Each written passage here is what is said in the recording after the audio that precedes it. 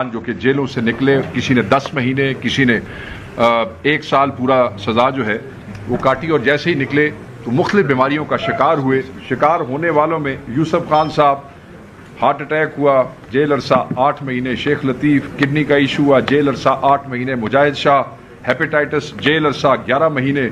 Nadeem Yasin, heart attack, jail अरसा 7 महीने। Abid Rafiq, kidney issues, jail अरसा 10 महीने। वकास गुजर, कैंसर, जेल अरसा 1 महीना। अब्दुल्ला आलम, कैंसर, जेल अरसा 4 महीने। इफ्तिखार जट, हेपेटाइटिस, जेल अरसा 10 महीने। जमशेद खान 3 महीने।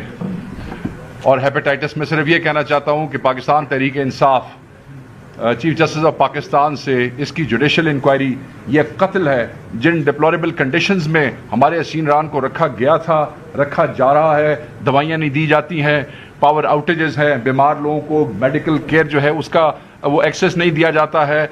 इस पे इस कत्ताल की इसकी इंक्वायरी होनी चाहिए और इस पे जुडिशल कमीशन बनना चाहिए।